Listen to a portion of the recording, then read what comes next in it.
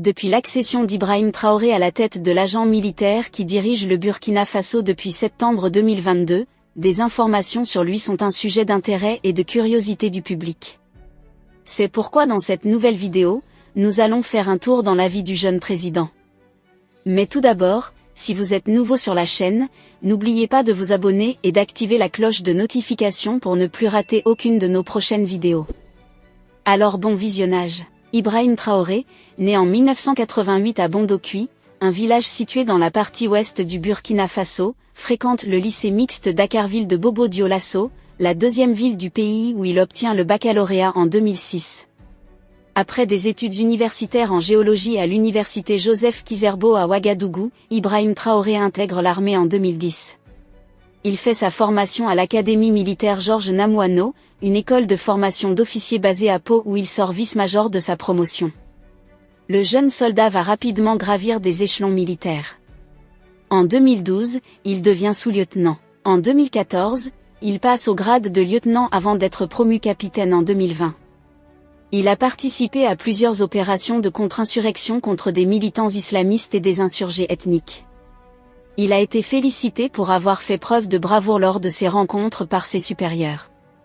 Le capitaine Traoré fait partie des officiers qui ont participé au coup d'État renversant Rochman Christian Kaboré et qui a conduit le lieutenant Paul-Henri Sandaogo Damipa, président du MPSR, au pouvoir le 24 janvier 2022. En mars 2022, il est nommé chef d'artillerie du 10e régiment de commandement d'appui et de soutien, basé à Kayan.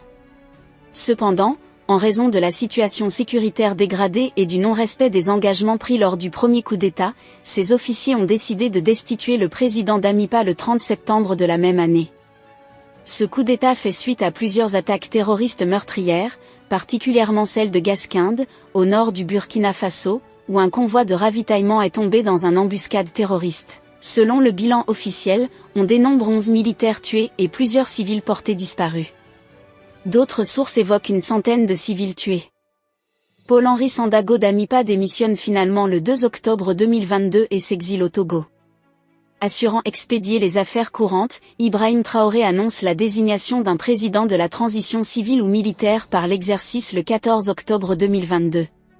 Ses partisans organisent des manifestations appuyant sa nomination à la tête de l'État, ce qui conduit à sa désignation à la tête de la transition en sa qualité de président du MPSR. Il est investi à l'âge de 35 ans le 21 octobre 2022, président de la transition par le Conseil constitutionnel.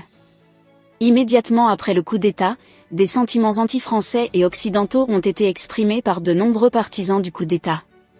D'autres ont exprimé des opinions progressives. La CEDEAO, une organisation d'États d'Afrique de l'Ouest, a condamné le coup d'État, mais a pris peu de mesures contre le nouveau gouvernement. Parlant de sa vie conjugale, il a gardé un profil relativement bas. Il n'a révélé le nom de sa femme ou du moins sa photo dans aucun média, ce qui fait des informations sur sa femme et leur relation un sujet d'intérêt et de curiosité du public. En tant que président, la femme d'Ibrahim Traoré, ses enfants et les plus proches sont tenus à l'écart du public. Juste à 2 ans à la tête du Burkina Faso, le capitaine Ibrahim Traoré a fait des réalisations historiques et phénoménales.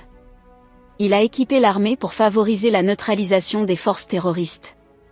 Ce qui a permis à l'armée de repousser et de vaincre les ennemis de la paix dans les zones menacées. Il a fait la revue de la gestion administrative, ce qui a permis de démasquer tous les réseaux de corruption et traduit en justice les victimes. Cette stratégie a en quelque sorte mis fin à la corruption. Également, il a lancé un programme de développement qui a déjà révolutionné plusieurs secteurs. Dans le domaine de l'agriculture, il a ravitaillé les agriculteurs en équipements agricoles, créé des milliers d'hectares agricoles, ouvrir une usine de transformation de tomates, une usine de production du riz de haute qualité et bien d'autres. Dans le domaine minier, Ibrahim Traoré a fait la revue des accords d'exploitation minière, ce qui a entraîné la rupture de certains accords. Il a facilité le développement de ce secteur en créant une usine de traitement des ordures miniers. Cette stratégie a permis au capitaine Ibrahim Traoré de payer toute la dette du pays qui s'élevait à plusieurs milliards. Il a également lancé un plan de reconstruction des infrastructures et de modernisation de toute la ville de Ouagadougou, la capitale du Burkina Faso. Et jusqu'à présent, le capitaine Ibrahim Traoré en plein pied avec son gouvernement pour changer la vie des Burkinabés et mettre complètement fin à la pauvreté. Les amis, C'est là en quelque sorte l'information que nous avons pour vous aujourd'hui concernant le Burkina Faso. Que pensez-vous du capitaine Ibrahim Traoré? Laissez votre avis en commentaire. Si vous avez trouvé la vidéo intéressante, cliquez sur j'aime et partagez à vos amis.